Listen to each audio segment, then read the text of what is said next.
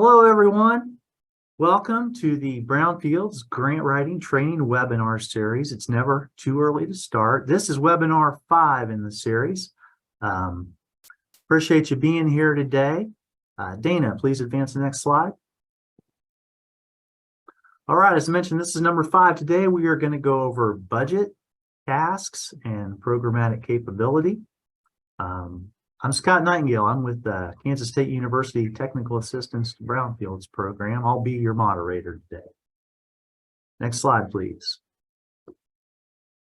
All right, a few logistics as we get started. If you have any troubles technically, they're on the screen. There's phone and the email. If you're having too much trouble, you may not be able to see those, but it's 785-200-7005. The email is chsr@ksu.edu. We are recording today, so might want to keep that in mind. We're going to ask everybody to keep their cameras off, stay on mute. We'll be able to get to you and fix those things if it works out later that we can have people on mute and ask things. Next slide, please. All right, we are using Zoom, and as I mentioned, we're going to have you on mute, but we are going to be taking questions totally throughout this whole thing, and we were going to do that through the chat feature. Find the little chat button and put something in there. Please message everyone if you want a question answered. We have a few people monitoring the chat. Also, you have a place where if you want to put a different screen name in, you can do that. We want to make sure that everybody that registered and is attending, if they were wanting certificates, they can get that. They can be noticed for who they are. So feel free to change your screen name appropriately. Next slide, please. All right. As I mentioned, most of the time, everything's going to be in the chat. When we get to the final question and answer session, you can raise your hand and we might go directly to you there. We'll see how that goes. We do want this to be interactive. Please feel free to ask questions as we go today. Next slide. All right. As I mentioned, this is the 5th in the series. We're talking about budget, tasks, and programmatic capability. One more next week. That'll take care of all of it. The website at the bottom of the screen will get you to the web page for that. That link gets you there. You can see all the agenda, all the presentations, as these recorded webinars are being kept. We're also posting them there for people to listen to later. Next slide, please. All right, today's agenda. Well, we've got budgets and tasks and reporting results. We're going to do this a little differently than the past ones. We're going to go over the different sections. Now, when I say section, I don't mean the actual specific identified section or subsection. It's whatever it is. It's a portion of the application. We're going to describe the tasks and activities and the outputs. We're also going to talk about the cost estimates, measuring results, and then programmatic capability. Each one of these portions we take care of. I'm going to give you a little overview. I'm also going to share some common mistakes and also some steps you can begin right now. But the most important part of this, for each one of these sections, we're going to hear a little from our panel. And today we have a panel to share their experiences. They are all past grant recipients. Next slide, please. And here's who they are.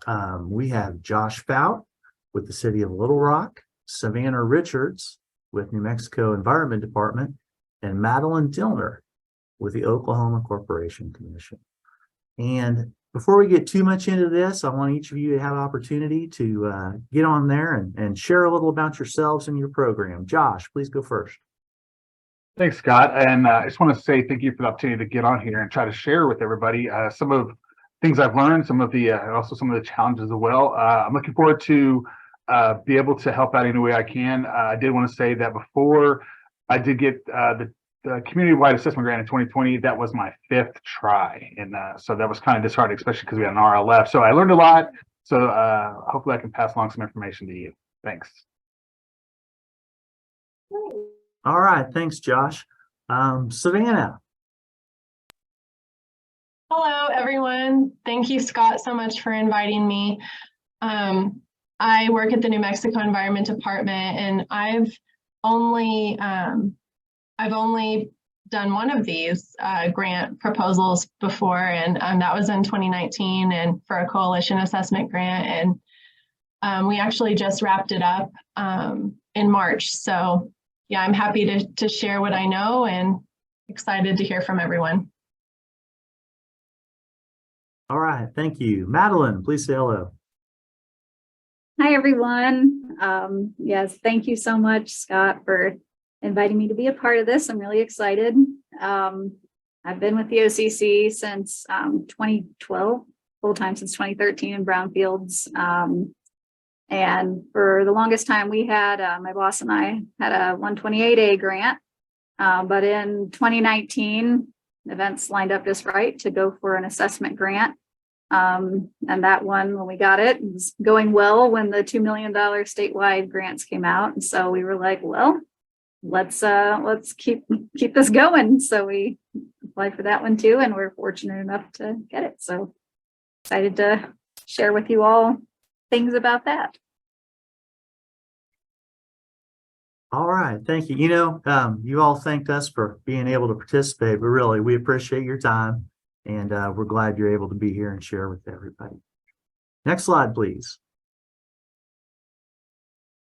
All right, I'm going to start with the description of tasks and activities and the outputs. Now, for me, this is actually the best part of the application, if there is such a thing. This is where you actually get to tell what you're going to do. You know, there's stuff about the community, there's stuff about the properties, but this is where you get to tell EPA, hey, here is what I'm going to do with these funds you're going to give to me. And there's parts to that. There's the project implementation.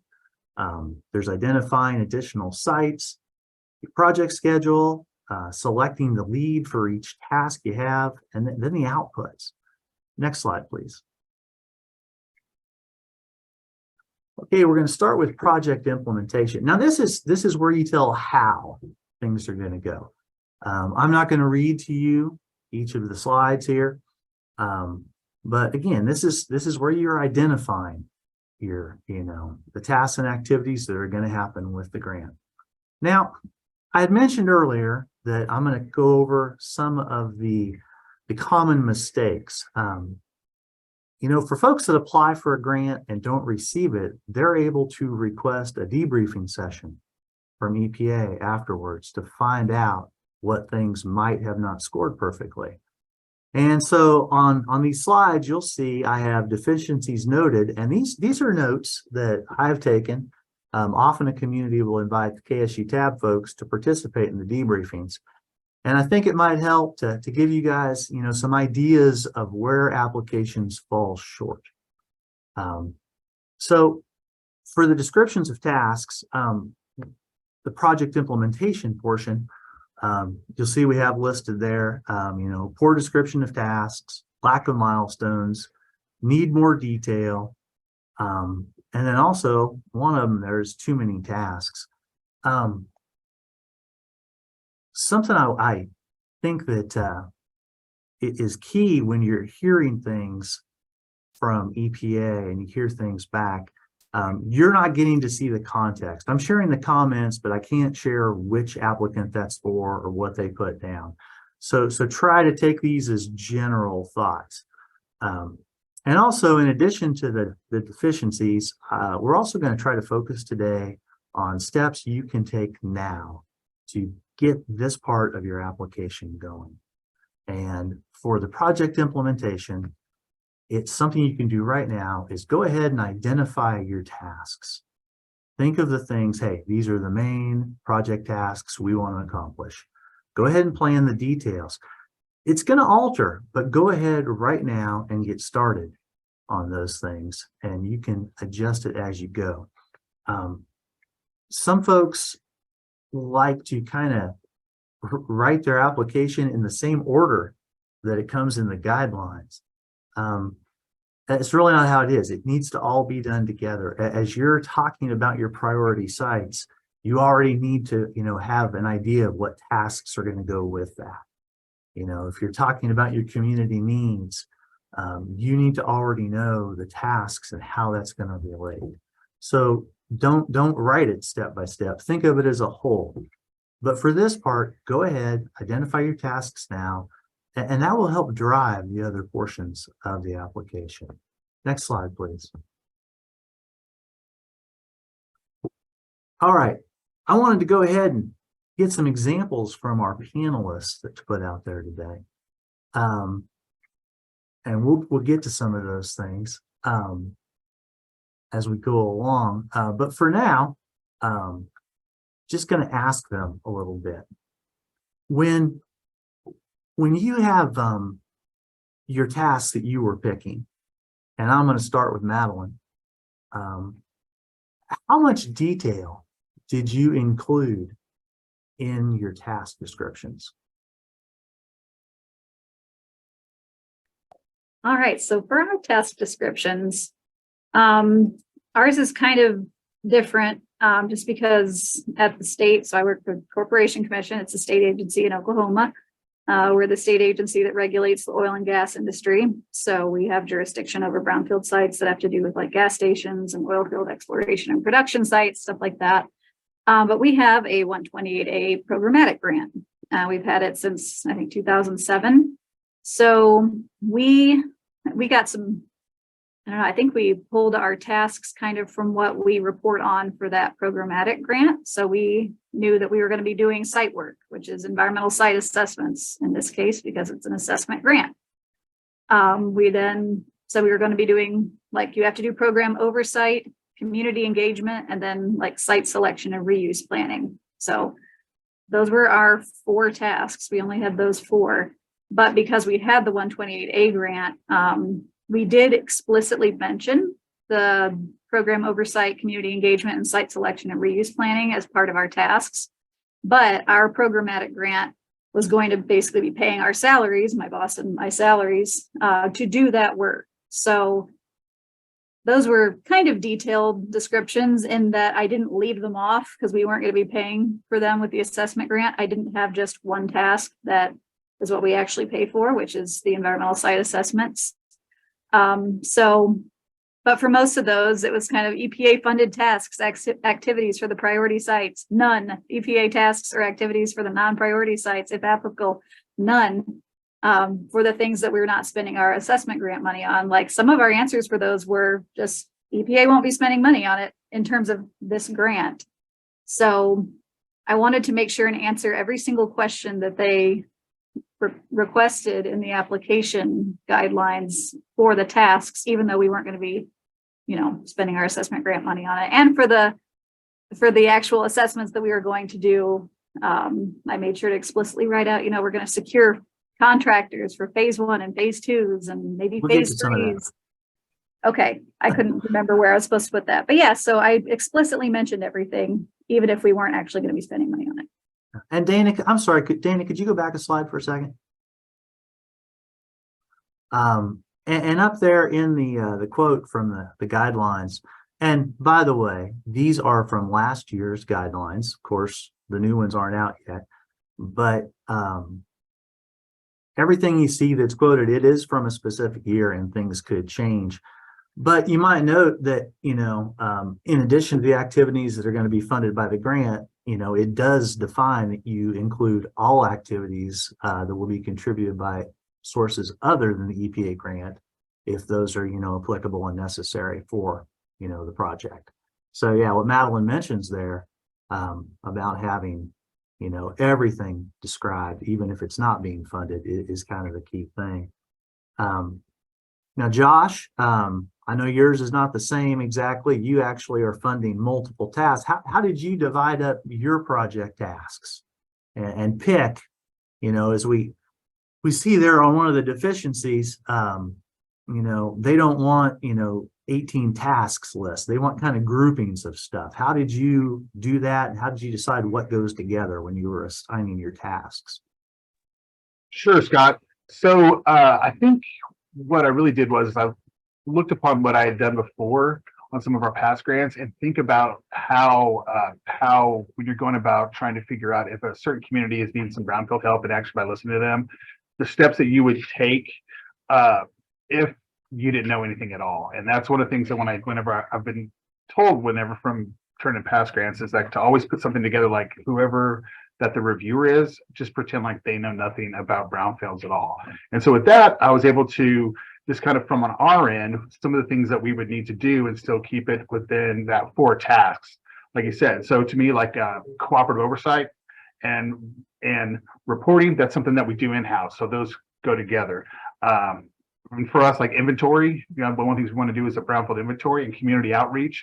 Both of those things in my mind go to hand, because even though we know just by seeing what properties could be a brownfield, we really don't know what's behind like all the hedges until we talk to those in community. So that community outreach piece and that inventory, those two, in our minds, those two went together as well. And then all the other ones is like if you're going to be doing a lot of planning, figure out everything that goes into that planning. Again, community outreach, if you're going to be gathering partners, put that all with your planning. And then of course, like doing your actual site assessments and include your phase 1, your phase 2, all that goes into there. So it's almost like if it makes sense that they partner together, go ahead and just put them in the same one and then be able to explain that. Okay, thanks. And Savannah, you're unique on our panel. You actually had a coalition assessment grant. And I realize that's focused just on assessments, but how did you set it up early, to get the coalition members and discuss what the tasks were going to be? So we started pretty early in the process way before the guidelines came out. So we looked at the previous year's guidelines, and it really helped us understand what we needed to do. And we met with our coalition partners were councils of governments. So we worked with 2 regional councils of governments in New Mexico, in the western part of New Mexico. So it was essentially the whole western third of New Mexico was our area where we were going to do assessments in their regions.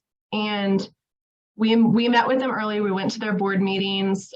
We did the thing that I love to do the most, which is I just say, let's get in the car and just drive me around and show me everything that you can think of that might be a brownfield. And so we did that early on to identify our sites. So we kind of did an inventory before we started. So we knew the sites, we knew what our priority sites were. Back in 2019, you had to identify priority sites and that you figure you had a pretty good idea that you were going to assess. And so we identified those, and meeting with our coalition partners early on and involving them really early was how we were able to find enough sites and then be successful in carrying out the assessments. Okay, thank you. Next slide now, Dana. Okay, another part of the description of the tasks and activities is identifying additional sites. This is not in the cleanup grants, it's in the assessment, multipurpose, and RLFs.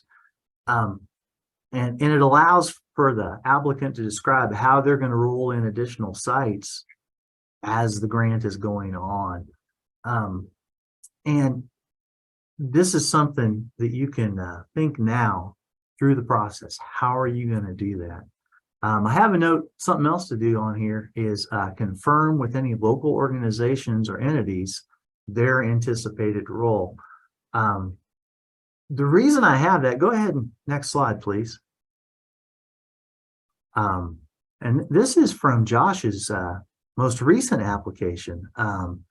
He actually has another group. He's got a thing there. He's going to try to work with some educational institutions to have students help with this process. It's a great idea.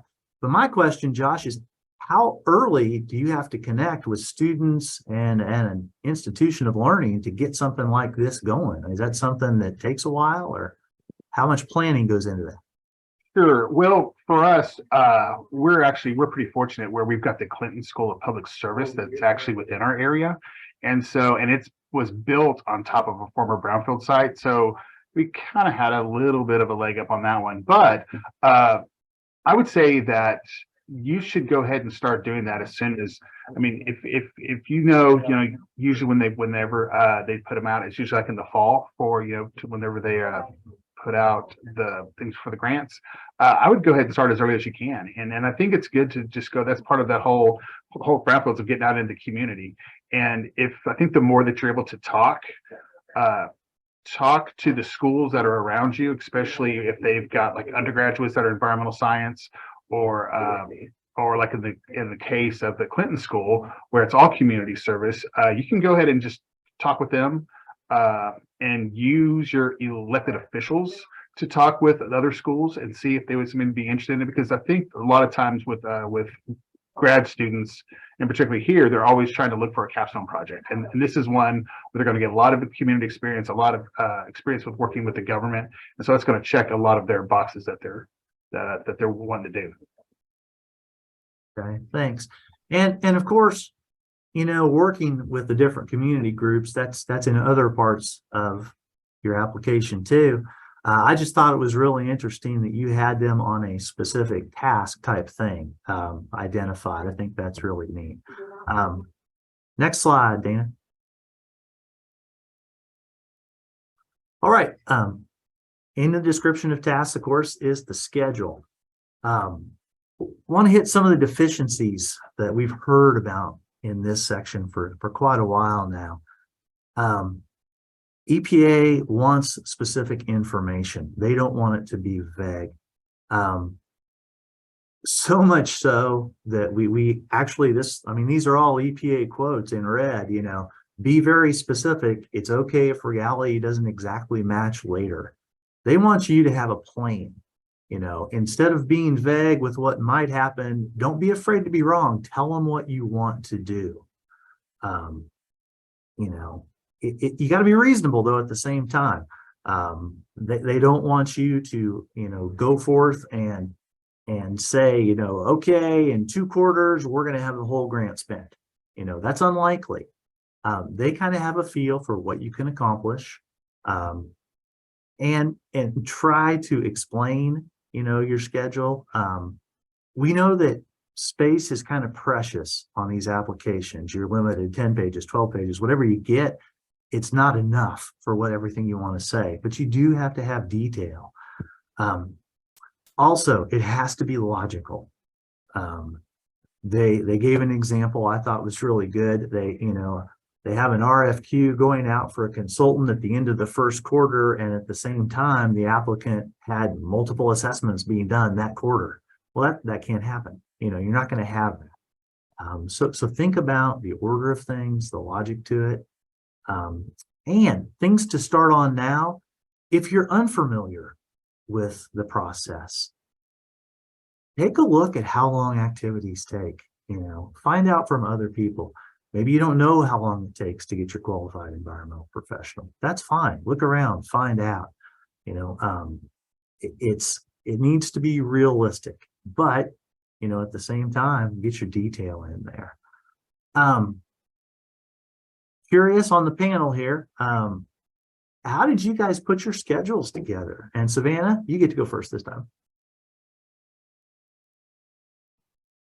I don't think we did a schedule for our coalition grant in 2019 until we actually got the grant, and then we had to do our work plan and put our work plan together. So I was looking, and I have my grant proposal from 2019, and it's crazy, but I don't think they made you talk about schedule back then. Maybe they do now. So the guidelines do change, a lot from 2019 to 2023. I think there's been some pretty big changes. And so we didn't talk about it till after we got our grant and we did our work plan. But I would just say repeat exactly what you said, in that you just have to do the best you can to estimate the schedule. And we did, we think we'll accomplish this many phase 1 environmental site assessments in Q1. And then we just kind of went from there.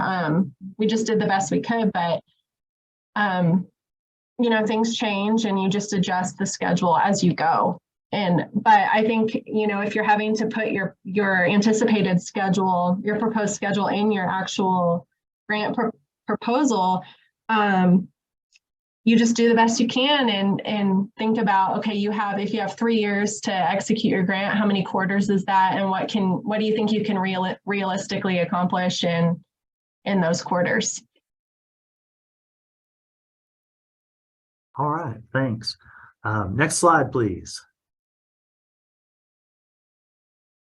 All right, here's an example from Josh's application. And Josh, I pulled this up because, you actually mentioned you're allowing a certain amount of time to get your qualified environmental professional before the assessments. I know you've been doing this for a while, but how did you estimate that time on how long it would take to procure your consultant? So I think it's probably safe to assume most people who are on this call work for some form of government. And I think we all know that it can be a squeaky wheel. And so I know a lot of us, and I know pre-EPA, we like to have things like our procurement to be able to procure things for at least 30 days at the minimum. And so you kind of keep an eye for a month. And basically, like I like to think of everything like per quarter. And so if you give yourself like a quarter to procure and actually do the negotiations of a consultant or for anything that you're wanting to do, and then it's a whole nother quarter for them to be able to come up with the plan, and then another quarter for them to actually execute that plan. And then in the meantime too, one good thing is like, to keep in mind that while those things are happening, you can still go out and talk to your community and, tell them like how things are going along. So you can do those things at the same time. And so if you think about it in quarterly, by the time that you first get your grant, within like 9 months, you'll be able to get things lined up that you should be able to do phase 1. And I'd also like to add too, that if you're not sure about how to do an anticipated project schedule and things, go out to the KSU tab website and look at some of what previous grant winners have done, especially on some of the smaller tasks. With like doing like your reporting, that can kind of give you a good idea of like what the EPA is looking for as far as like what they want done per quarter and those kind of things. But just give yourself plenty of room, because like a timeline, like how Savannah said, once you get the grant, those kind of timeline stuff, you can have a conversation with EPA if you need to change that. So yeah, give yourself plenty of time, do everything in terms of quarters, and have different things going on at the same time for those quarters. All right, thank you. Next slide, please. Okay, another example of a project schedule I pulled up is Madeline's. And this was for her $2 million statewide assessment grant. And I wanted to pull this up because the amount of detail that she had here. And I think part of that, and I want you to offer this, Madeline, but you very wordily justified your schedule here. You gave quite a bit of detail. I mean, is that because it was so extensive that it seemed like almost unreasonable that you were going to do that many assessments, or just please share a little on how you came up with your schedule? Yes, to answer your question, yes. I was afraid that if I just put, we're going to do one assessment a month for 3 to 5 years, and that's just what we're going to do, that people would read that and be like, that's not at all possible. I know you're a state agency. So I wanted to explain it a little bit. And I mean, can't remember if I put it in here, but we based our, this one was kind of an interesting grant application for us because like Jeff is my boss, have been doing Brownfields projects since like 2007. So we know exactly what's involved in the procurement of a consultant and then getting to the finish line. and we know how long it takes. And because we knew that if we got this $2 million grant, we could not do it the way we used to do it, which was individually sending out RFPs for a consultant for each individual part of an assessment on a site, like the phase 1 and then the phase 2. So I was probably just really excited about the statewide contract method we were going to be taking. And so I wanted to, put it in this grant for posterity. And also it is the only way that we knew we would be able to do this many assessments within the grant period. And basically now we've compiled, hired a list of I think 7 or 8 consultants who went through one RFP process with us to make sure that they would be qualified to do all of the assessment work we needed. So as we get sites now, we just, something in the contract was, if you get the phase 1, if you get offered the phase 1 for a property, you then have the first right of refusal for all the phase 2, the phase 3 that could come afterwards. So we don't split sites up between consultants now. And basically as sites come in and as they are ready to have site work done, they just get assigned or offered to a consultant, and that usually they say yes, and then they take it and they just go with it. So we kind of were estimating how long things were going to take with this new method.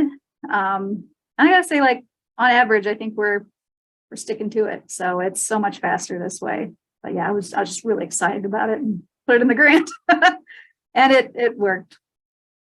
Obviously. All right, good deal. Well, and that kind of goes back to, the comment that things need to be realistic. If it seems like, that it's taking too long or you're getting so much done and you need to explain a little more to EPA, it's good to have that.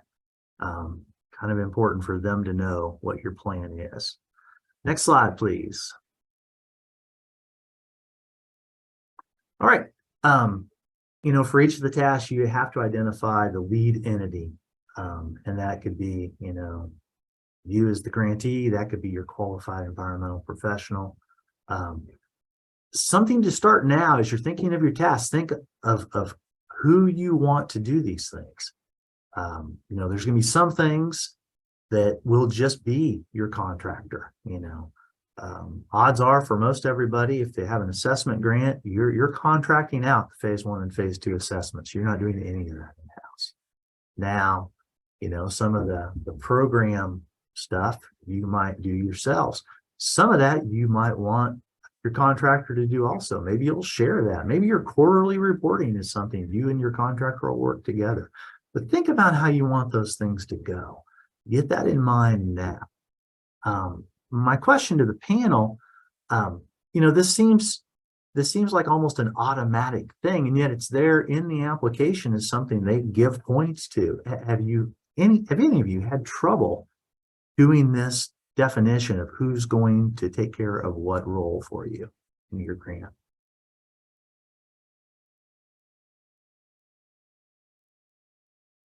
Yes. I'll unmute and speak a little bit to that if you if you don't mind. I vaguely remember being a little confused about whether, for all of these, I put pretty much OCC Brownfield program staff as the lead. But I remember being kind of confused on whether the consultant or whether the OCC Brownfield program staff were going to be the lead on the actual environmental site assessment task. And so I kind of did, looks like I did the shotgun method of answering, and I said consultants hired by OCC Brownfield program staff. So I wasn't really sure, so I kind of put both of them. But again, ours was kind of easy because we're just doing the assessments. Josh, any thoughts on that? Sure. I think how I did it is those tasks that either I wasn't able to professionally do without having any training. And then also those tasks that maybe you don't want to do or have the capacity. I don't think there's any harm in just saying I need help with these. And I think EPA fully expects for a lot of these different things that if you need help, that's what the funding's for, and they're more than willing to help pay for it. So don't be afraid to ask. If you're unsure about something, if you don't think it's a task, you've never heard of a task before, chalk it up to the, this is going to be done by your QEP. Yeah, just have a full list. And I know on some, especially in some of your tasks, just, kind of spell out, this is what we're going to do. This is what the QEP is going to do. And just, so that way things are clear and concise for AP to understand. All right. Savannah, did you have something to add on this, or you just want us to go on? I'll just go off of kind of what Madeline was saying. So NMED, our state agency, we retain environmental contractors to perform environmental assessments as needed for really whoever wants to use them. And we have them in place through a state request for proposal procurement process and for professional services. And I mean, I'm so glad we have that. And I feel like it really is an advantage because as soon as we got our assessment grant, all I had to do as the person in charge of this grant was to just task our contractors with the work. So I didn't have to do any of the, getting a contract in place. It was already in place, but, and so I will say I read Madeline's description that was on a few slides previous. And as soon as we got our money and we were able to start spending it, we did what we also called it front loading. I was like, 3 years is not a long time to spend $500,000 for me, because I was the only person working on, it was just me doing it. And so to me, it seemed like it wasn't very long to spend that money. So we front loaded as many sites as we could think of that were ready to go. We got the cost estimates, we got the purchase orders in place, and we got them ready to go. And if we wouldn't have done that right off the bat, I think we would have been even more behind than I felt like we were towards the end. So, but our agency definitely has an advantage having those contractors in place. Thank you. Next slide, please. Okay. Also under the descriptions of tasks, activities, and outputs is the outputs themselves. And one thing we hear on the grant debriefings is that this information is not always consistent with other parts of the grant application. One specifically I mentioned there is it was inconsistent regarding it was a cleanup grant. It was inconsistent regarding the number of buildings that they were going to address. They had a plan to take care of and clean up asbestos in 4 or 5 buildings. And then that wasn't what the outputs said they were going to report on. It needs to match.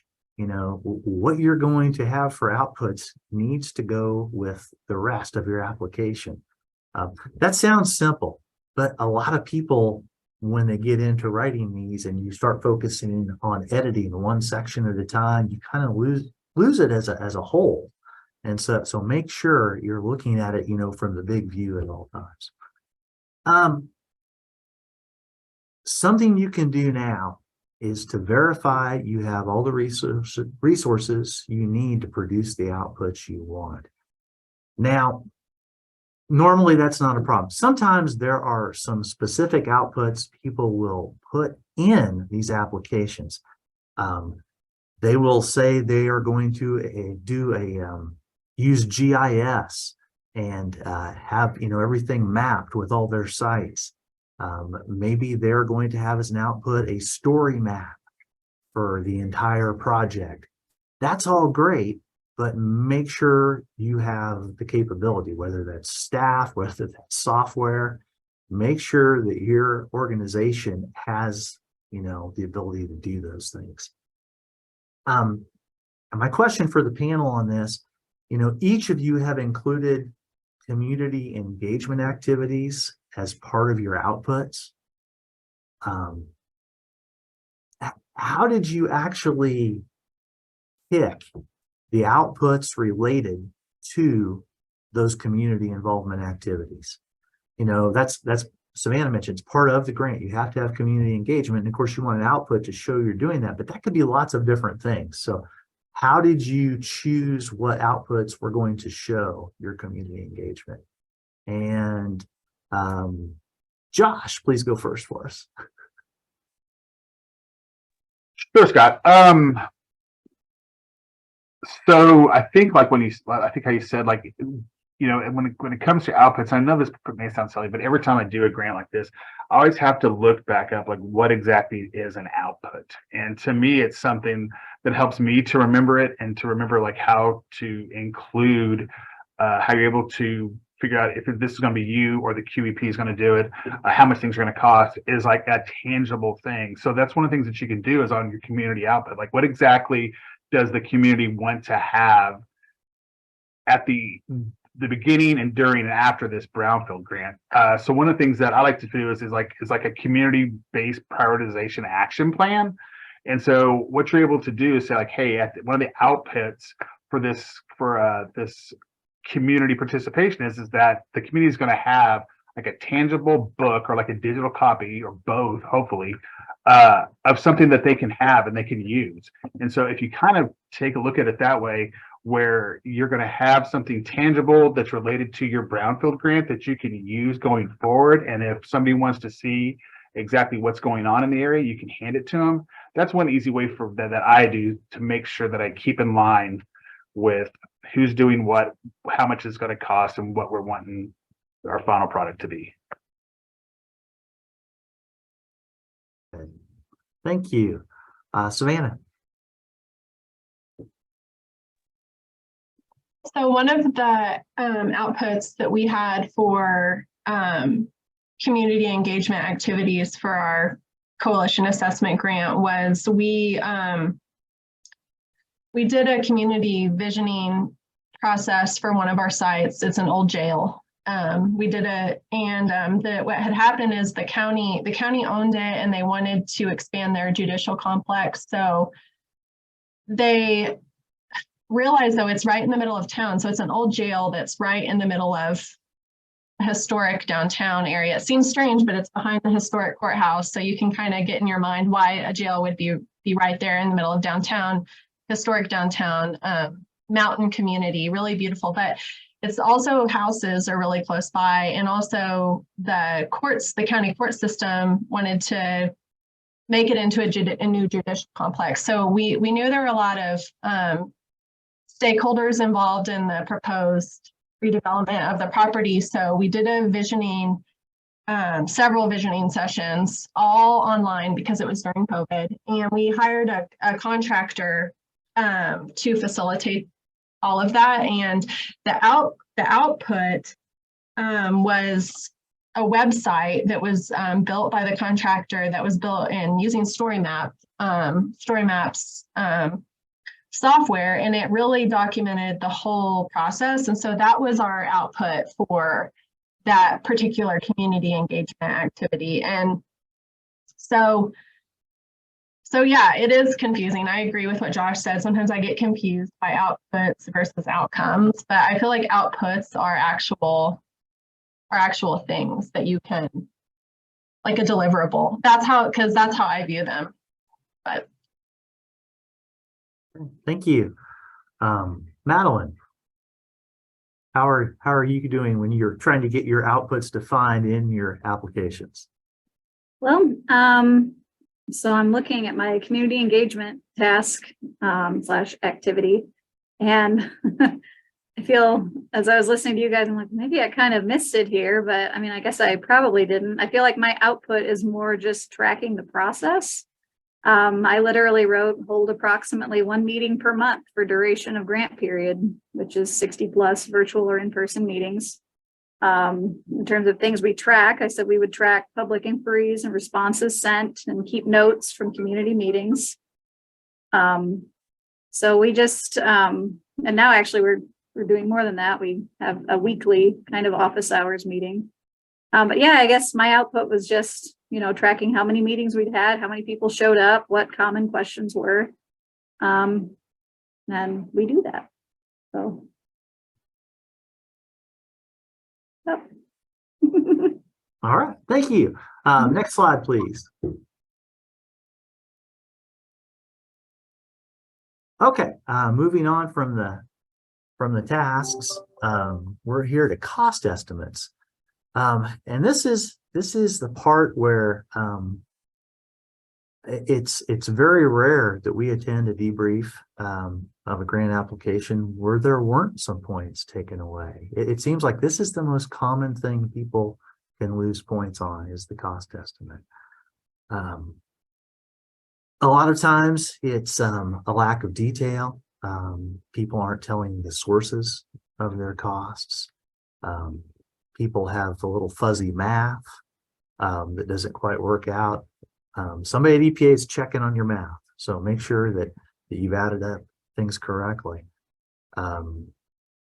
Sometimes, you know, there's not enough detail on the units. You know, if you have personnel costs, well, you know, how many hours times, you know, the rate per hour, not just one flat amount. But you know, a lot of times it's just not enough detail on the source of your information, and they really want to see that.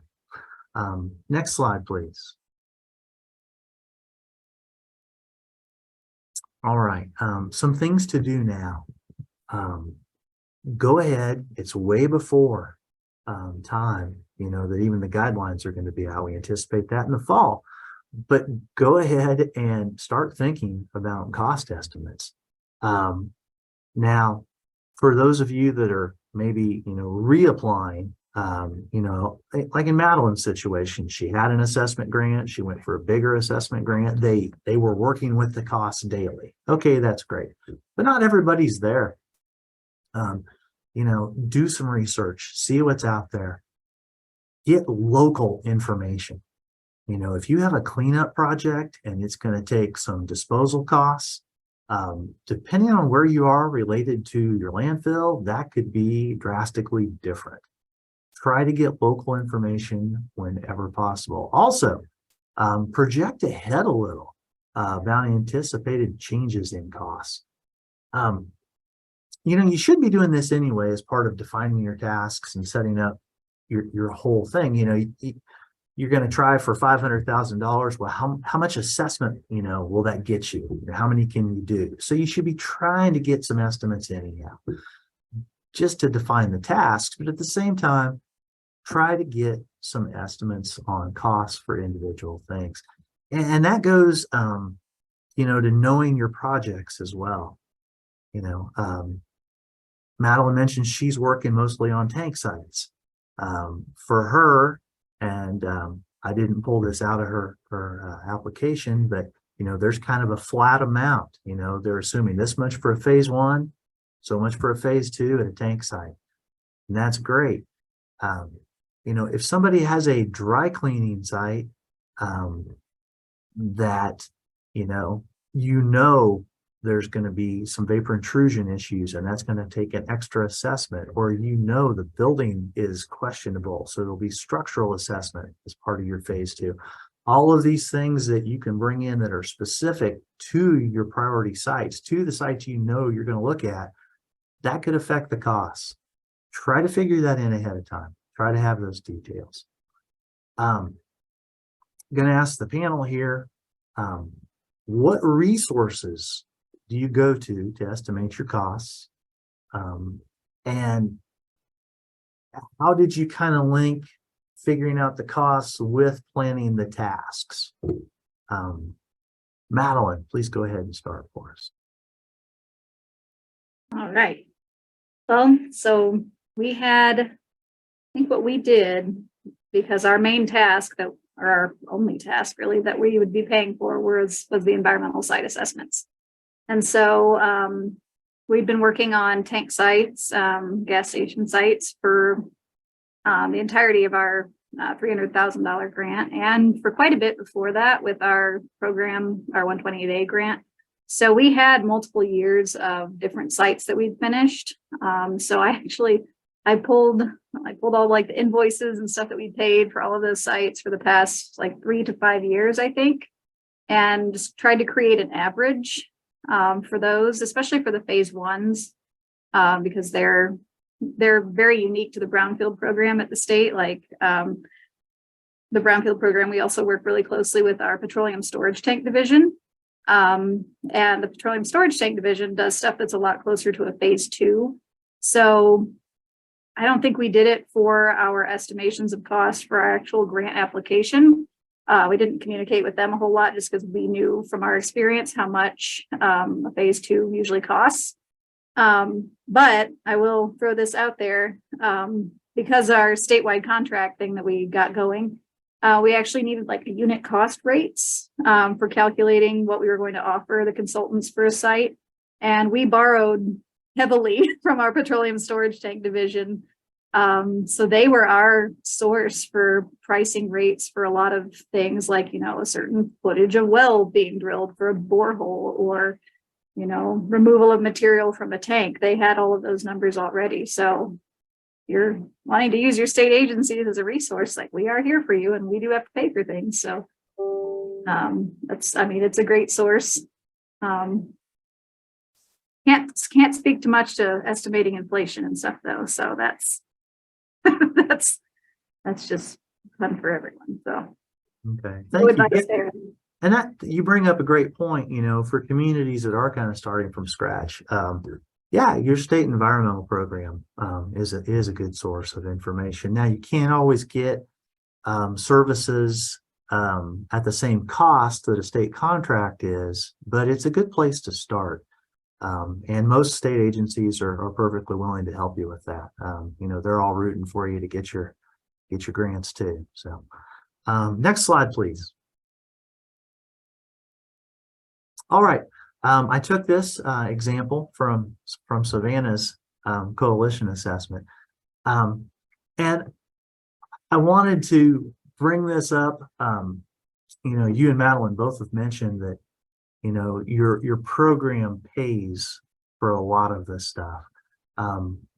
But, you're frees you up that way to spend your grant money on the contractual for the assessments directly. I wanted to just note that, in the budget table that's suggested, I guess, by EPA and their guidelines always, the categories have to be included. But you define your tasks, and it can be this simple,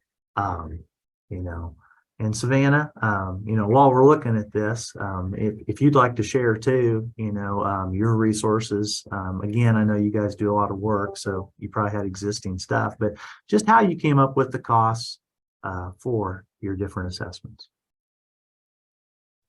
Yeah, so this table is really simple compared to what other people are going to have to do, because like Scott said, there's no personnel, travel, fringe benefits, nothing in here because we have a 128A program and we have an RLF. And so we use that money to pay for all these other things, which made my life a lot easier when I realized that we could do that, because everything is in contractual.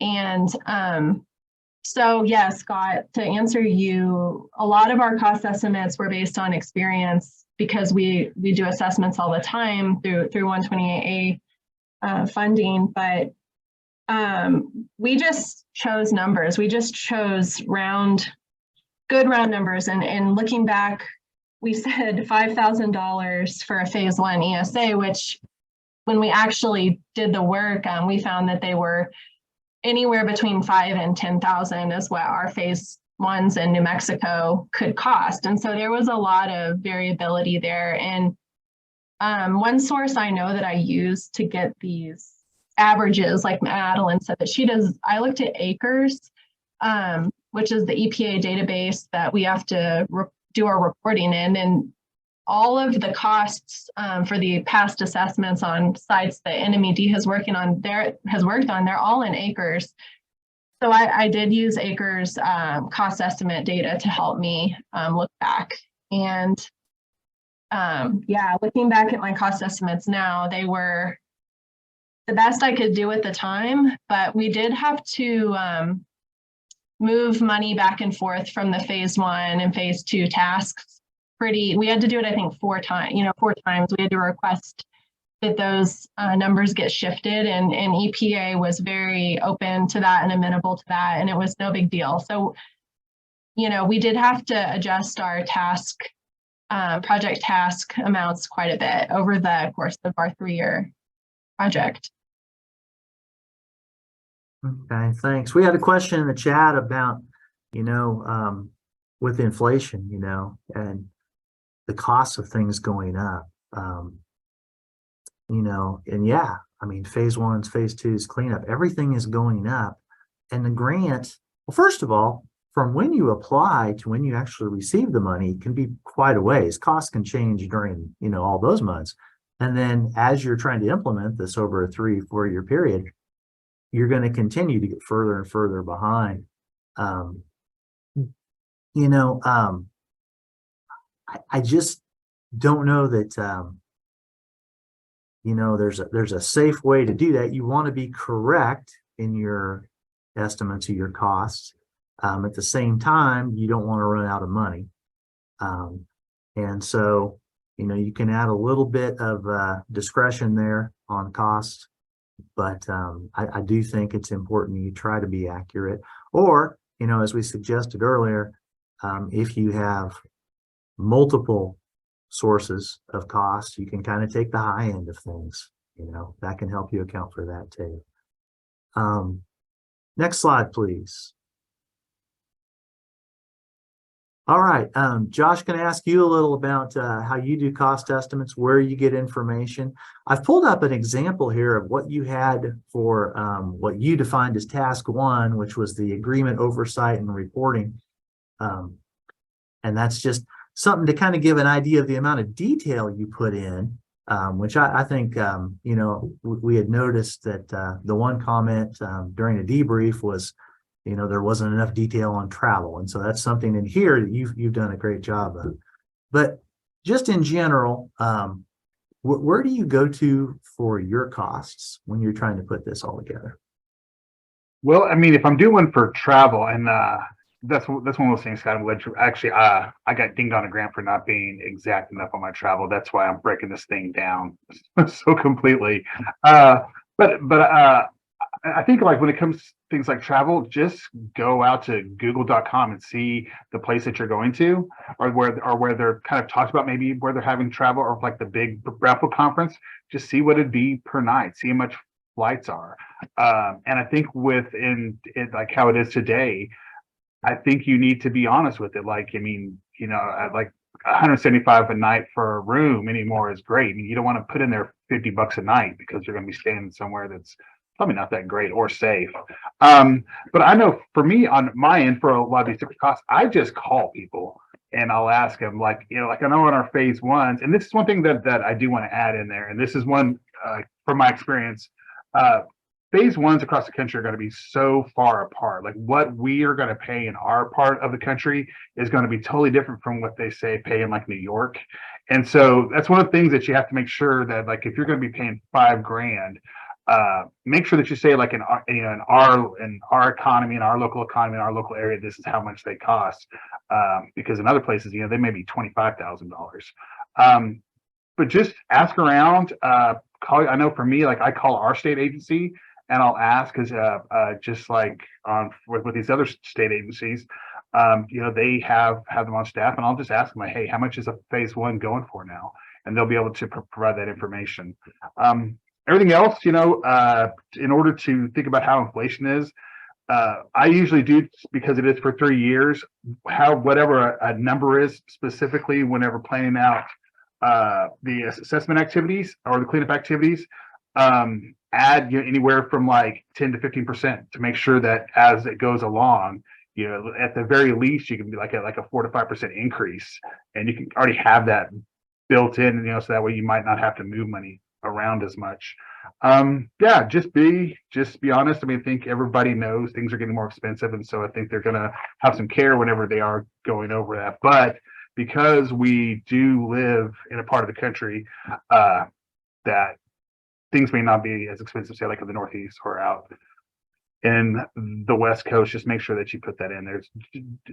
Don't assume all the costs are the same, because it's not, and you may get dinged on that, which I'd pay for that to happen. Thank you. Yeah, and just a reminder, all of our panelists are from Region 6, but we could have anybody in the audience from all over the country. So it could even be the reverse. Maybe in your area, it is really expensive to do a phase 1. And, a regional EPA staff in Region 6 may not understand why it costs you that much. So make sure and explain, what the local effect is on your costs there, because it can be pretty drastic. Thank you. Next slide, please. All right, measuring environmental results. And here's where we get to, project outcomes and outputs, kind of have both of them working here. From past grant debriefings, some of the things we've seen is, a lack of detail, not good description. How it's going to work as far as your reporting to EPA. Making sure you count every step. One of them, the first one on there, include the completion of the cleanup plan as a measured result. Somebody actually was told that was, that sounds like a minor thing, but EPA wants you to count all of these as progress. And so try to include all these milestone steps.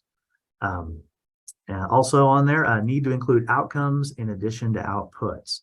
And so what we're dealing with there is, there are the products we talked about earlier, but then also you want to do your outcomes, which, reflects back to, the benefits for the community.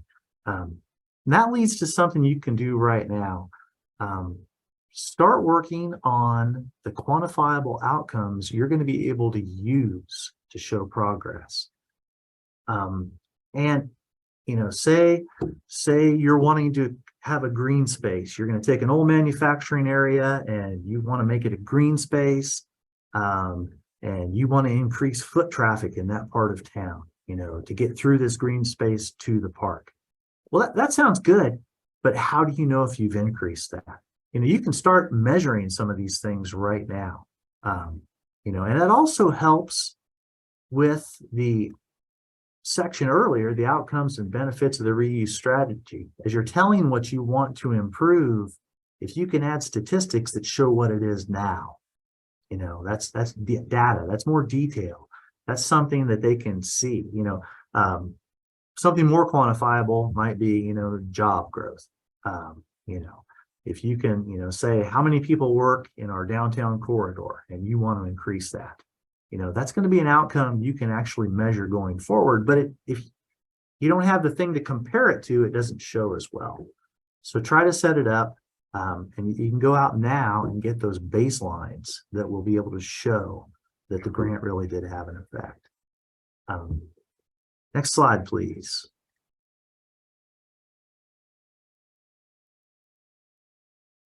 All right, this is an example from Savannah's application, where she listed a bunch of outputs and outcomes. And Savannah, I just wanted to ask you to, go over a little about, your grant is, that was a long time ago. How did this go as you were implementing this? I know you had the intention of doing all these things. Did it come out that, was it as easy to report these things as you thought? You listed a lot, and that's great because EPA likes to see all these things, but how did that actually work? And what inspired you to include all those to begin with? So a lot of these outcomes I got from ACRES, which is the EPA database that we're required to do a reporting in if you get one of these grants. And so I was already familiar with ACRES and the types of data that EPA likes to see and that they require to be reported. And so, acres of land assessed, acres of land made ready for anticipated reuse. These are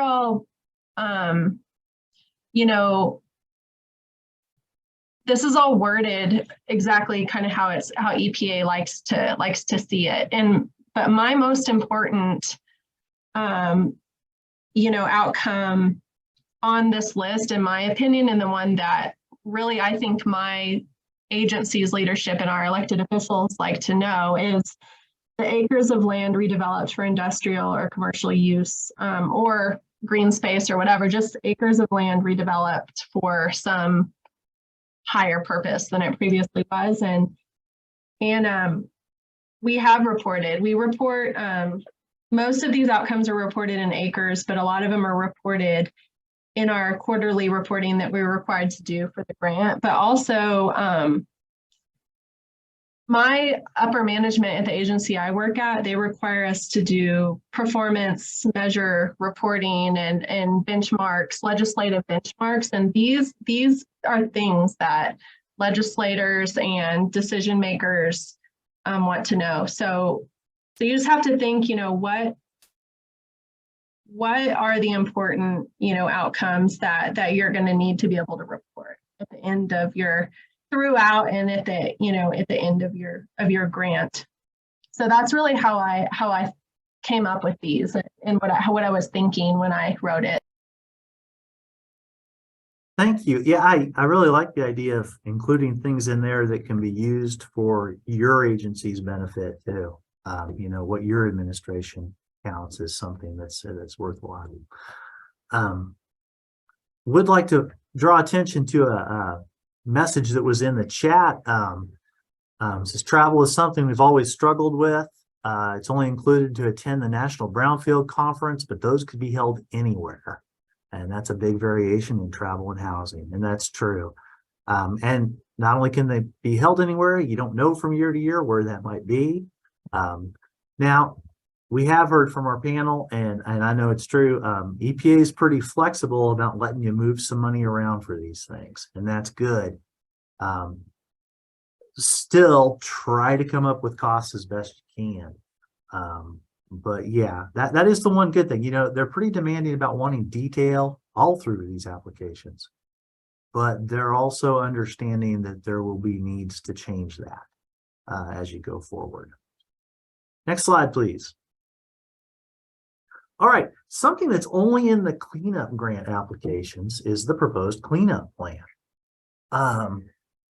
And one deficiency that stuck out to me when I was reviewing notes from these past grant debriefs is including enough detail of the cleanup plan. You have to have the ABCA, but it's not sufficient just to say, oh, we've sent that in, look at that. No, you have to have your plan for cleanup in your application.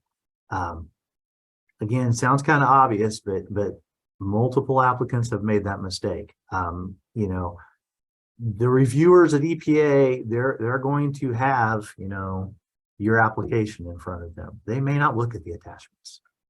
So make sure you get the important parts in there. And regarding the ABCA, that's something right now, you want to have that done or close to. If you're going to be applying this fall, get on that. Those things can drag out. We've seen people that have those delayed for whatever reason, and they end up missing their opportunity, have to wait a year to go for a cleanup grant. So don't assume everything will run smooth. Get those things in place. Also, for the estimated costs, again, if you get multiple estimates, that gives you a range. You might be able to, go with the high end to make sure you're getting enough money. Use the local information where you can, and anticipate changes in costs. That could be, that in 2 years, the local landfill is going to be shutting down. Well, your project's going to go longer than that. Your disposal costs are going to go up. Just whatever it might be locally that you're aware of, include it, explain it, and you'll be set up. All righty. Next slide, please. All right, this is something that's only in the RLF grant applications. And that's including your program description and marketing strategy. Josh, I know your RLF was a long time ago. And I didn't go back to see what the requirements were at the time, but I'm assuming that there was some sort of discussion of how you were going to do all the financial stuff, how you were going to run a revolving loan fund program. If you recall, could you share with us how that got set up? How early in your organization did you decide, yeah, we can do a loan, we have that capability? I mean, how did that come about? Well, I would say that, and I'm trying to think back, I think one of the things that the RLF program that we had did is that they formed a committee, like basically like a loan approval committee, and they went out into the community and they recruited community members who did work at banks to be on board. So they got somebody who dealt with, I know there was, I think it was like a 5-person committee, and 3 of those were from 3 area banks that dealt with commercial loans. They also brought somebody in from a bank who did like distressed debt servicing. So really, if you kind of look at it, I mean, you are a bank. You're a bank, and if you operate, and if you think about it in a way, and you operate in a way of you're like a community venture capitalist, and so you're going to want to get a team behind you that's going to be able to answer those financial questions, just like you would have a QEP who's going to be able to answer all the assessment questions on RLF in order to save you a lot of headache and a lot of potential bankruptcies and all the other things that could happen with the bank. Get yourself a good team. You may be able to, in order to find people, I know most banks have like a community resource officer who you could contact, and just to see if they would be interested in it. Everybody wants, especially that we found people who were in like the mortgage and the commercial mortgage, they were more than happy, because I think everybody wants to see their community do well. And this is kind of this is a fun program to do. And so bring people on board who know what they're doing. And then also make sure that they're able to connect with your accounting people in your accounting department. That's a huge thing, because there's certain things on the RLF where you have to set up an independent account that's an interest-bearing account that you have to be able to put money into. So just get everybody on board when it comes to all the money. Have all the money people talk, and make sure everybody's on board. And that's something you can do well in advance. And what's also great about if you get yourself like an RLF loan committee, if you will, is that they're able to put feelers out in the community and actually bring projects to you. And that's one of the things you can add into your grant, that's going to be like a partner, where it's a community driven outside of your program committee that's going to be able to draw an interest, because they're going to be able to know who's wanting to come in, who wants to build, who wants to do this and that. So that really kind of like touches a lot of different points in the grant. Great, thank you. It's good information. Next slide, please. All righty, on to programmatic capability. We're not going to go through all the different portions of this part of the grant applications. I did want to hit on acquiring additional resources. That's something that you all have talked about, hiring consultants, getting the right expertise on board, and that's something people can do right now to prepare for the fall. Not necessarily hire the folks, but think about what you're going to need. I'm going to need an environmental professional. Hey, I've got an RLF. I'm going to need a committee of people that know finance. And something else to do is become familiar with EPA's procurement requirements. There's a lot to it, and there's guidelines. There's some experts over at EPA that can help you with this. There's quite a few things that can go wrong in hiring a consultant, and they can help get you toward the right path, so you won't have problems later if you're audited, or if EPA just thinks you're doing something a little wonky. I want to ask the panel, did you have any thoughts on the acquiring, your professionals? did you do any prep for that prior to, you know, the grant writing, or during, you know, the early stages of the grant writing? Or, I mean, how did you prepare for that portion of it? Now, I know Savannah and Madeline, you know, you're there with the state agencies and you kind of had some things in place already.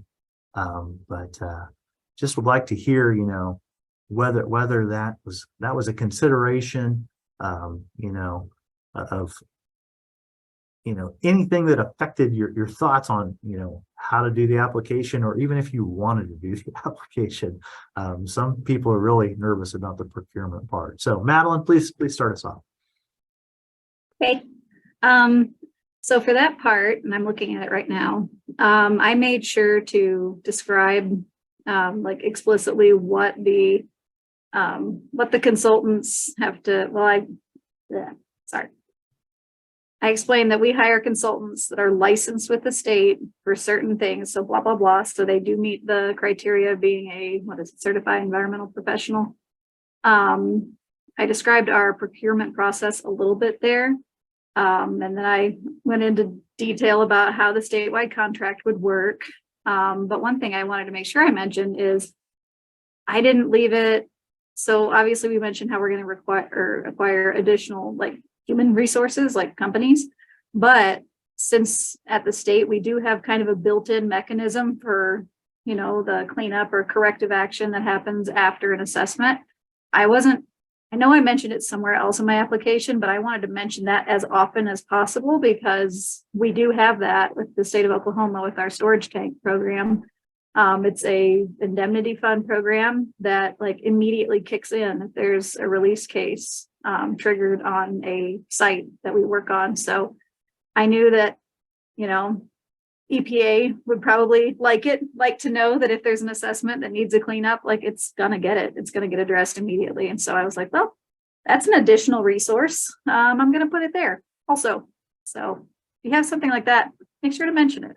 I think that really helps with our success in applying for these grants. Thank you. Savannah, do you have anything to add to the thought of getting your expertise from the outside? So in this section of our proposal, when we did it in 2019, we really stressed how we already have our environmental contractors in place already through our state RFP, like procurement process for professional services. And yeah, I mean, that I think you just read that one sentence that I wrote there, and the reviewer of the proposal, just reading that sentence, they are going to know that we're going to be able to do this. And so it was a big advantage for my particular proposal to have that one sentence where we just say, we already have these contractors in place. They already have gone through the state procurement process. It complies with all of the, you know, they comply. I mean, we have a whole separate team that oversees that procurement process. I didn't have to do that, is basically what I said here. We already did that. And it's a rolling thing that we always have in place. So there was nothing, the person who read this, they went, okay, check. They already have contractors in place, which is a huge deal. And after we applied for this grant, we didn't know we had received it yet, but I started telling all of our contractors, hey, we have like 7 on-call contractors is what I call them. They're all vetted through our RFP process. They're amazing. And I called them all up and I said, hey, we have this money coming in. We're going to I'm hoping we're going to win. And, you know, I just need y'all to know that we have this coming. And we usually warn them about like when we learned about the infrastructure funding and how that was coming, we told all of our contractors, like, y'all better get ready for this and better have time you're going to get a bunch of requests for work. So yeah, our agency, me as a grant applicant, I had a huge advantage having that already in place. Yeah. Very nice. Well, Josh, as the non-state panel rep, you didn't have those advantages. How did you go about being sure you were comfortable with, you know, the people you were going to have to get hired? Well, I did as simple as just like, actually, I was I had my proposal and I said that, you know, we will follow all applicable local, state and federal guidelines. And then we actually put what the EPA, you know, went into like this, found like the CFR, and just put that in there. You know, it's kind of like a surefire way on a local level to answer that. And then as well, and I also put in there too that as far as our consultants were on that, they would also be up to date on the ASTM and the AIA, that they would be up to date with that, and that they would also have experience too with community-wide assessment grant requirements. And that was just kind of like a way for us to say it's the same thing like how both the other panelists said, like that way, like we're checking those boxes. We know what we're doing, and we're doing exactly the thing that you asked. And I don't think that they can. All right, sounds good. Thank you. And as far as procurement goes, plus it kind of it's real broad, so you don't have to get down in the weeds too much. You know, you're saying, hey, we're going to follow the rules. Okay, very nice. Thank you. Can I add one little thing? Oh, okay, Madeline. Something Josh said reminded me of it, that he wanted them to be familiar with community-wide assessment guidelines. And so if anybody in the audience is thinking about applying for an assessment grant to do work at gas stations, one of the things we made sure to put in our RFP for our statewide contract was that the contractors, the consultants have to be familiar with Davis-Bacon wage law or wage act stuff. Because we don't want somebody who has no idea about that to go work on a underground storage tank site. Just want to throw that out there. Very good. Do you think that did that limit the amount of folks you have, or just kind of clarified that they need to know that? I don't think it limited. I mean, I think it just made it explicit, like y'all are going to need to deal with this. So we're putting it out there right at the beginning. So there were no surprises. Okay, thanks. Mhm. All right, next slide, please. All right, we've kind of worked our way through the parts of the grant application that today we were assigned to cover. Some of our key takeaways, start early, identify your tasks, get the details now. You can adjust it as you go. Start collecting your cost estimates, get that initial budget set up. Again, it'll alter, and everything you're doing now is going to be based on previous guidelines. A lot of that's statutory. They don't change that much from year to year, but they do change. So there'll be new things. You might have to make some adjustments. It's still better to have something in place before those guidelines hit, because that 45 to 60 day window goes pretty quick once those things drop. And then last bullet here, for this whole concept, start with a great project. Don't think of it as oh, there's all this money, I got to go get it and figure out what project I'm going to spend on. No. Start with what you need done and get the grant developed from that. Next slide, please. As I mentioned, I'm with the Technical Assistance to Brownfields program at Kansas State University. We serve the states, the 21 states in regions 5, 6, 7, and 8. There are 5 other tab providers. For those of you that are not within the K-State world, they're on this map. And when you go to our website and look at this later, each one of those is actually a highlighted link. You can go directly to those programs if you need assistance. Next slide, please. Something we have that is available for anybody, no matter where you are in the country. We have software. It's called TabEZ that helps you organize your grant. Madeline's given a thumbs up. Apparently, she's used it to get some money. We tailor it every year for the new guidelines. That usually takes us a week, 10 days, I'd say at the outside. EPA will not share the guidelines with us early, or we would have it ready by the time they came out, but that's not an option. But this software is a good way, if you've never done this, to make sure you are not missing anything obvious. We have the narrative criteria along right beside the scoring.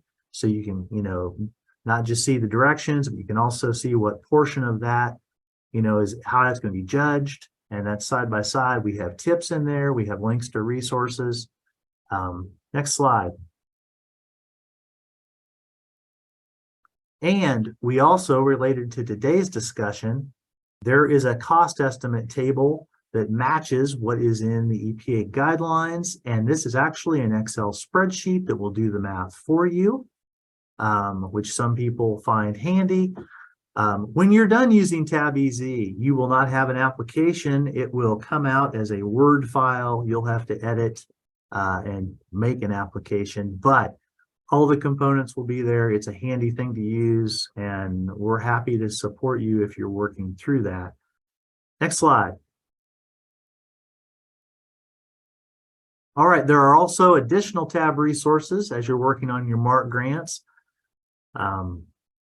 We have a big library of successful grant applications from the past. Now, last year, EPA temporarily put the entire, let's see, it would have been the fiscal year 22 applications. They were all online. They might do that with the fiscal year 23, but then they remove them. We actually have a handful of successful ones for, oh my gosh, 8-10 years back at least, all different types. And so you can go in there and you can search by the year and by the type of grant, and you can get examples to look at, copy off of. Remember, guidelines change, so the examples won't be perfectly relevant, but it's a good place to start if you have no idea. And there's nothing like copying off people that have been successful as far as, getting a good balance. Well, how much should I write in this section? Or, how do I want to explain if I'm going to do this activity? We can help guide you to the ones you're looking for. For instance, last year, while EPA had them online, I glommed on to all the asbestos cleanup ones that had been funded because I wanted information on that. So, I have those, but we can help you get to the one, that matches your sites the best. Also, a service that is very popular, we provide reviews of your draft applications. We usually do between 60 and 70 of these a year. We get multiple partners of ours to help. And, even if we're not enlightening you with some great knowledge and you've already done this multiple times, it doesn't hurt to have a spare pair of eyes look at this. The competition is very tight for this funding. There's a lot of it out there now, but with the increases that came from the infrastructure law money, there's also been an increase in the number of applicants. So it is just as competitive as always. And as Josh could tell you, 1 point can cost you a grant. That's nowhere to be. So try to maximize it. We're happy to review these things for you. Also, we have a host of recorded webinars and workshops you can review to find out more about, hints for your grant writing, for your MARC grants. Next slide. All right, we want to hear from folks today what they thought about this, how we can improve it. I see that the post-evaluation link has just been put in the chat by Dana. While you're doing that, while you're thinking about that, since we have a little time, I want to go ahead and ask our panelists, today we focused on a limited section of the application, but as past successful applicants, do you have any general advice that you would like to share to people that are going to be applying this fall? Savannah, please go ahead. I just want to say I attended in preparation for when I applied for this grant, I attended all of KSU tabs webinars, and all our region had their own separate grant chats after the guidelines came out. I did all of those, and then I looked at the previous year's guidelines, and I started early, even though the current guidelines hadn't come out yet. And then there was EPA even has a special webinar that says the changes So what's different from last year? So you could just go to that and hear what the revisions were and take care of it. You know, you can start early, and that's what I did. And I'd say the one thing that was really important for me is, you know, you have to kind of tell some sort of story about your community or about your region or whatever, and putting the story together and making it a cohesive narrative was challenging. And really talking to the local, you know, my local partners and our coalition partners really helped me get a big picture of what the story I needed to tell about the area. And it's really important if you're not from the area that you're writing the grant for, which I wasn't. And so that was really important, was to just really listen to our coalition partners and what they had to say. And so yeah, that start early, do all of the trainings, all of the webinars, look at last year's guidelines, and you know, go to all the EPA sponsored webinars as well, and you should get all the information you need. And it's hard, but you can do it. Thank you, Savannah. And something you mentioned there about being able to attend whatever your regional EPA is putting out there for training, you know, webinars, grant chats, whatever it is. I can add to that. Don't be shy about attending something from another region, no matter where you are. It doesn't hurt to listen. You know, when your application's being evaluated, it will be by somebody in your region, but also at least one person on the panel won't be. So it's kind of good to hear, you know, what other EPA regions are telling folks, and get an idea from that. Yeah, and also I'll say KSU TAB definitely reviewed my proposal, and it was really meaningful feedback, actual substantial comments that on the content, and it, you know, it was really meaningful comments, and I was able to improve my proposal based on those comments. And I also looked at the past successful proposals that KSU TAB posted. Those were so helpful. And so yeah, use all your resources. Right. Thank you. Madeline, any words of wisdom in general for the group here? Well, I agree with everything Savannah said, and everything you said. Use all of your resources. I started really late on my first assessment grant, but I have a lot of data resources because I'm a GIS person. So I think that helped me a lot. So definitely, like, if you're not the GIS person for your agency or program, talk with your GIS people. If you need community data, health data, anything, like if they don't have the data, they know where to get it. Just gather all of your data and write like a giant first draft that has like all the things you can think of based on, you know, like some previous application guidelines, because I mean, sure, the guidelines are going to change a bit, but they're not going to change that much. So you may just have to move stuff around, but it'd be good to just get all that hard writing out of the way as soon as you can. And definitely let people proofread. Like Scott, you helped me so much with mine. And I then sent mine over to some successful grantees in Oklahoma, like at City of Oklahoma City. I was like, here, Amanda, can you read it? I know you're really busy. And she did, and she gave me great feedback too. So just even if you think you know what you're doing, use all your resources and get as much help as possible, because it's worth it. All right. And Josh, can you share some wisdom with the crowd too? Wow, I mean, those, like, both from Savannah and Madeline, that's great. I guess I would say, yeah, I mean, kind of like don't be afraid to make your proposal like a data-driven Hallmark story. And, you know, like really, this sounds terrible, but I'm just going to say it. Really play up how downtrodden things are, because that's what you're really trying to sell. You're really trying to make yourself stand out. And so if you can give a compelling story, that's what's going to stick into all the minds of of everyone who's gone through these things, because and I'm gonna pass on some information that's passed on from EPA going through all the grant chats and stuff. The reviewers are generally looking at these over the holidays, and so they may have 25 or 30 of them, and so they'd rather go spend the holidays doing what people do during the holidays at the end of the year. So yeah, be bold, stand out, talk with your GIS people, talk with your state, get everybody involved, and just make a great story. I think that's what it really comes down to. All right, thank you. Next slide, please. Next week will be the final webinar in the series, tying it all together. Beth Grigsby is going to lead that for us. Same time on Thursday, 1:30. I don't see any more comments in the chat.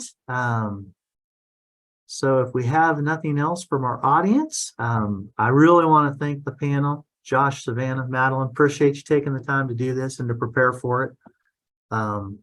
Like I say, somewhere along the line, it should get you some brownie points with EPA. I don't know how that would work, but that would be a good thing. For